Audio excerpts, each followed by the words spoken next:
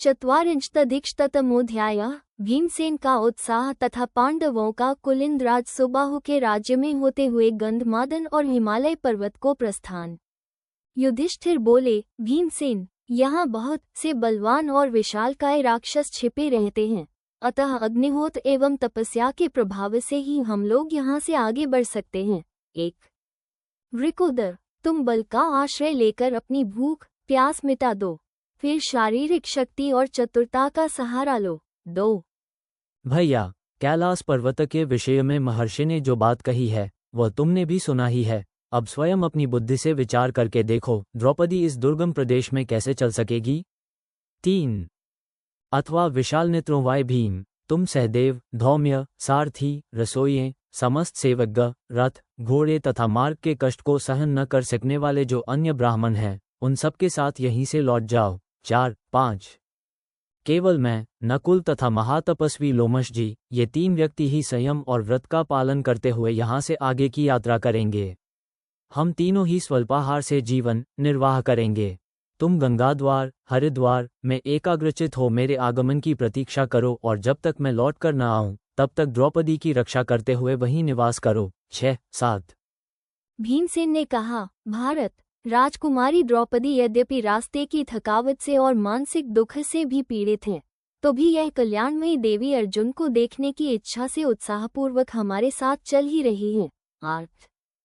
संग्राम में कभी पीठ न दिखाने वाले निद्राविजयी महात्मा अर्जुन को न देखने के कारण आपके मन में भी अत्यंत खिन्नता हो रही है। 9. फिर सहदेव के, मेरे तथा द्रौपदी के लिए तो कहना ही क्या है। भारत, ये ब्राह्मण लोग चाहें तो यहाँ से लौट सकते हैं। समस्त सेवक, सारथी, रसोइये तथा हम में से और जिसको आप लौटाना उचित समझें, वे सभी जा सकते हैं। राक्षसों से भरे हुए इस पर्वत पर तथा ऊंचे नीचे दुर्गम प्रदेशों में मैं आपको कदापि अकेला छोड़ना नहीं चाहता। नरश्रेष्ठ, ये परम सौभाग्यवती पतिव्रता राजकुमारी कृष्णा भी आपको छोड़कर लौटने को कभी तैयार न होंगी। इसी प्रकार यह सहदेव भी आप में सदा अनुराग रखने वाला है, आपको छोड़कर कभी नहीं लौटेगा। मैं इसके मन की बात जानता हूँ। महाराज, सव्यसाची अर्जुन को देखने की इच्छा से हम सभी लालायित हो रहे हैं, अतः सब साथ ही चलेंगे। राजन, अनेक कंदराओं से युक्त इस पर्वत पर यदि रथों के द्वारा यात्रा संभव न हो तो हम पैदल ही चलेंगे। आप इसके लिए उदास न हो। जहाँ जहाँ द्रौपदी नहीं चल सकेगी वहाँ मैं स्वयं इसे कंधे पर चढ़ाकर ले जाऊंगा। 10. 16. राजन, मेरा ऐसा ही विचार है, आप उदास न हों। वीर माद्री कुमार नकुल और सहदेव दोनों सुकुमार हैं। जहाँ कहीं दुर्गम स्थान में ये असमर्थ हो जाएंगे वहाँ मैं इन्हें पार लगाऊंगा। 17.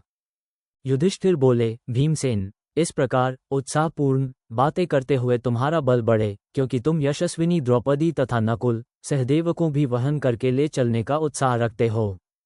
तुम्हारा कल्याण हो, ये साहस तुम्हारे सिवा और किसी में नहीं है।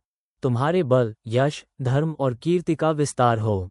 महाबाहो, तुम द्रौपदी सहित दोनों भाई नकुल, सहदेव को भी स्वयं ही ले चलने की शक्ति रखते हो, इसलिए कभी तुम्हें ग्लानि न हो तथा किसी से भी तुम्हें तिरस्कृत न होना पड़े। 18. 20. वैशंपायन जी कहते हैं, जन्मेजय, तब सुंदरी द्रौपदी ने हंसते हुए कहा, भारत, मैं आपके साथ ही चलूंगी, आप मेरे लिए चिंता न करें। 21. लोमश जी ने कहा, कुंतीनंदन, गंधमादन पर्वत पर तपस्या के बल से ही जाया जा सकता है। हम सब लोगों को तपोशक्ति का संचय करना होगा। महाराज, नकुल, सहदेव, भीमसेन, मैं और तुम सभी लोग तपोबल से ही अर्जुन को देख सकेंगे। 22. 23. वैशंपायन जी कहते हैं, जन्मेजय, इस प्रकार बातचीत करते हुए वे सब लोग आगे बढ़े।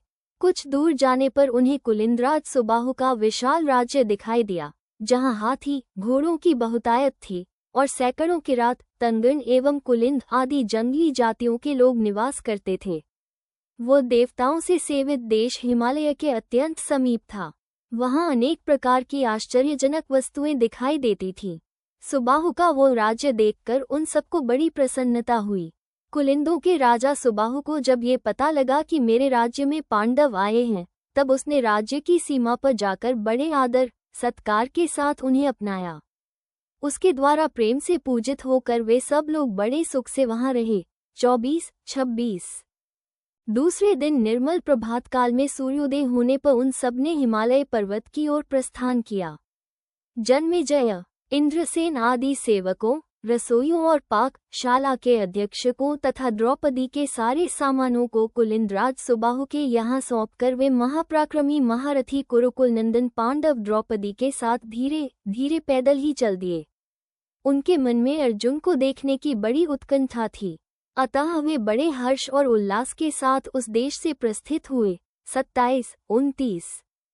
इति श्री महाभारते वनपर्वणि तीर्थयात्रापवनि लोमशतीर्थयात्रायां गंधमादन प्रवेशे 24-अधिकशतमोऽध्यायः 140।